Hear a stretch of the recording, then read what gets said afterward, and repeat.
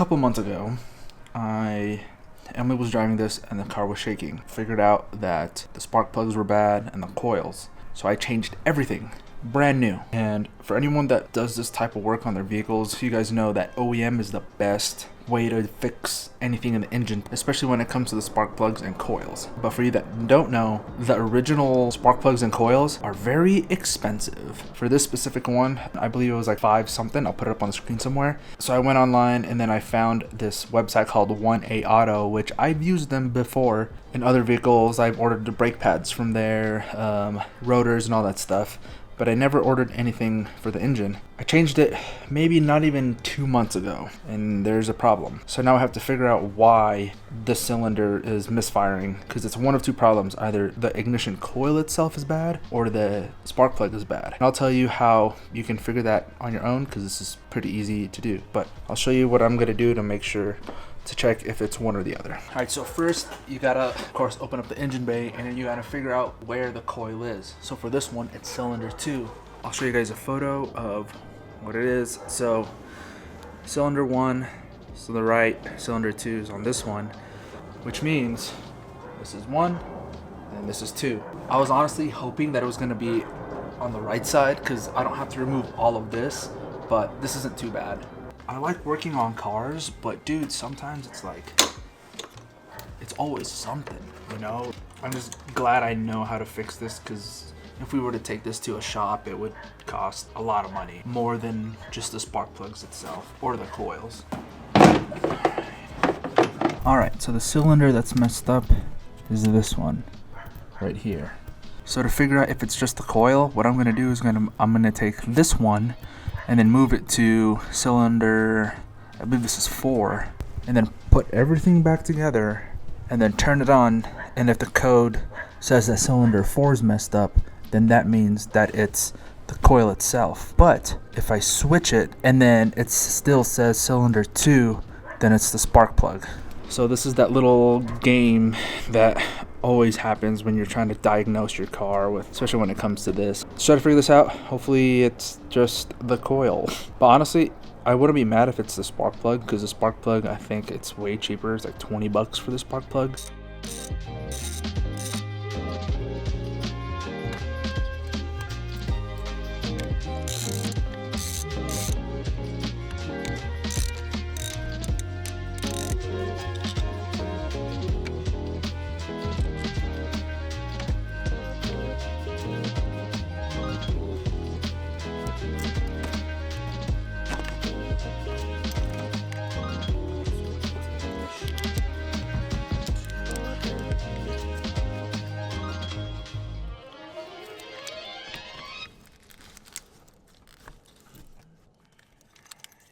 Go ahead and put the scanner back in.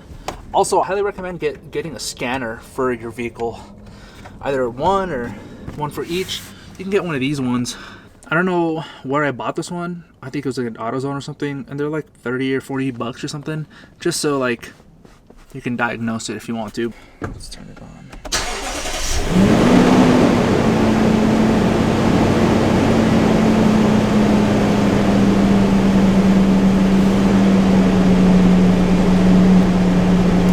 Cylinder 2, misfire still.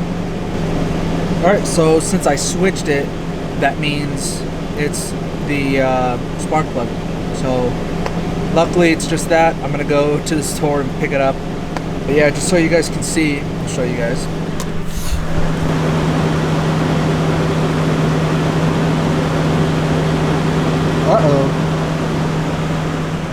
So you guys saw that it said cylinder 2 misfire, and then now it's a cylinder 4, which means it's also a bad coil. Damn, I thought it was just gonna be the spark plug.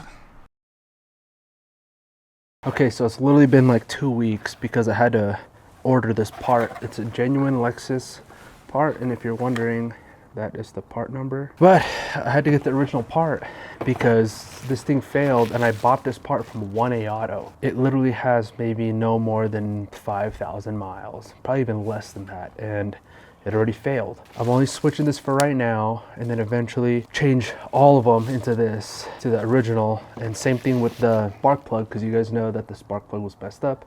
Now this one is Denso, which is the part from Toyota.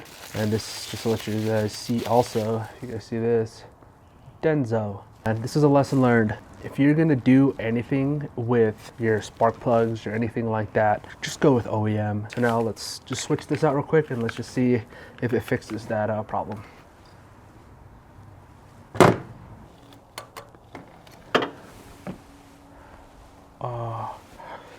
So this is okay. I just want to preface this too. I like buying used cars, but you have to know what you're getting yourself into. So this car has 140,000 miles. You guys know I changed the spark plugs on this, and not even 3,000 miles later, it started having a problem, saying it was a misfire. Well, it's actually not the spark plug's fault, and the coil is probably still good also. The reason why it did that is because the gasket for the spark plug is broken, which means that oil is seeping through inside to the spark plug, which then causes the combustion to be messed up, and that's why the engine shakes when it's on. And this is how I found out. That is oil in the freaking spark plug. And I was not expecting that. This is gonna be a crazy job, which I'm gonna do this. Like I'm gonna do it, but it's gonna take me all day because it's cheaper just to buy the parts and do it yourself. And just to give you guys an idea of what has to be done, here's a clip of, I think, my old 4Runner, or if not from my old 4Runner, of just another video of someone changing not just their spark plug seals, but also their valve cover gasket, which I did in my old 4Runner. Well, it is what it is. So it's literally been like a week and a half, maybe it's 2 weeks since we last talked to you about the Lexus, because we had to wait for parts. And I will go out right now and I'll show you what I needed in order to do this valve cover spark plug gasket change. The stuff I needed was the cylinder head gasket for both the left and the right. All of these, this is the, and then you need the spark plug gasket, and then this is the stuff that you need. That's the stuff that I had to wait for because, again, I thought it was just the spark plug that I needed to change. Now, I'm not gonna go through the steps on how I'm fixing this because I want to get this done. It's already 1 o'clock, and I think today I'm just gonna do one side and we'll see how that goes, because if I don't need to fix the other side, then that's totally fine. But the main thing is just to fix this side so that Emily can start using this again whenever she goes to school, because right now she's using the truck, which, by the way, she loves. I'm gonna disassemble this, and then I'll show you guys along the way of what I'm doing.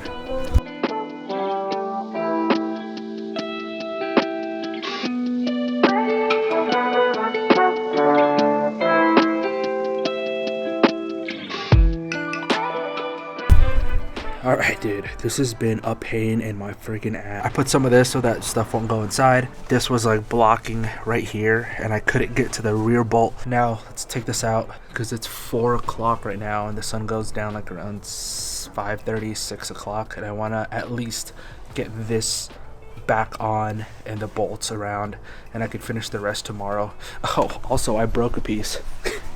So I have to... Oh, no, that's not it. So I broke this little piece right here. I don't know if you could see. I think this has to do something with the, to be honest, I don't even know. But it's this piece right here.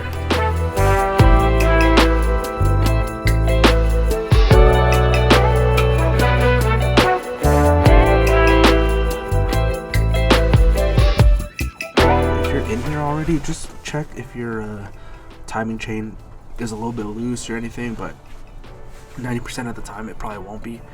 But dude, this thing still looks amazing, and this is the top side of it right here. Look at how clean that looks. No burnt oil anywhere. And this is the culprit right here. So let's go ahead and take that out. I'll show you guys how brittle this thing is. This one, look at that. Can you see how cracked it is? Focus. Yeah. Look how...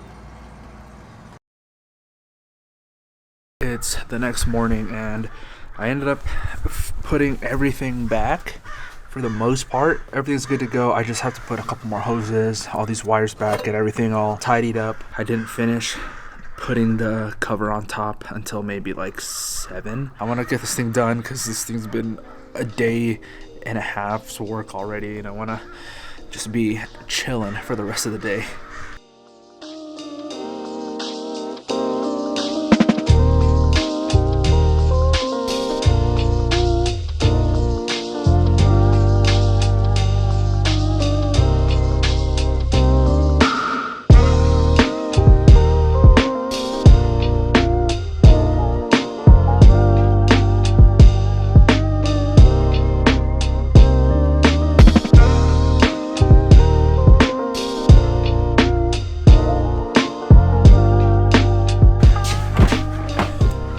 Alright, so I'm going to turn it on right now to see if the misfire is still happening, and I did end up changing it to the OEM stuff. We'll see what happens with that. Also, I have to top off the radiator because it's a little bit low. I might still have a code pop up because of that air tube, so it might be another code. So that's the thing that I'm kind of prepping myself for. But hopefully that misfire is gone. Let's have a look right now.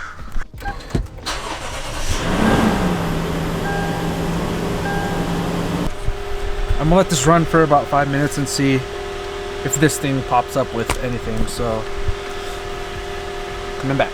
Okay, so it's been about 5 minutes now and no check engine light.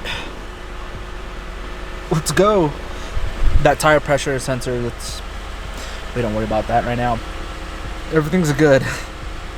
I'm glad I got this thing fixed. As of right now too, I'm not even going to be driving this yet this week because I am still going to be changing that hose. Besides that, everything's good to go now. So this honestly took me longer than I expected. It wasn't hard, it was definitely time consuming, like I probably said a couple times already.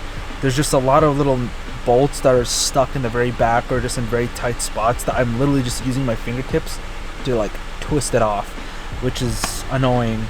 So hopefully now nothing goes wrong anytime soon, but it is at 140,000 miles, so it's a high mileage car. Unexpected things might happen. It leads me into a video that I'm literally making after this, and it's about owning high mileage vehicles, the reality of it, the good, the bad, the ugly, because I want to share with you my experience with having high mileage cars. Every single car that I've had is high mileage. The first car that I ever got was a 1999 4Runner. I got it at 180,000 miles. My second car was a 2003 4Runner, and I believe I got it at 90,000 miles. And I drove it pretty much the 5 years I was in the military. So I drove it everywhere from like Alaska, North Dakota, driving to Alaska, driving back down. And I drove it up to, I believe, 156,000 miles. That silver 4Runner, I bought that one at 170,000 miles. The Tundra, 120. The Prius, I bought it at 150. And all these cars have treated me well. But there are things like this that happen. So I want to show you guys my experience, and hopefully if you do choose to buy a high mileage car, that will help you out. But thank you guys for watching. This was a rough one for me, but now it's over and I can go back inside and relax. If you guys like this video, give it a thumbs up. If you want to see more of our stuff, subscribe. And we're almost at 2,000 subscribers, so we're getting up there. And thank you guys again, especially for the people that have been here since the bus build. Thank you for being part of this journey. And Emily and I really appreciate you guys' support watching these videos. Thank you again for watching. We'll see you in the next one. Peace.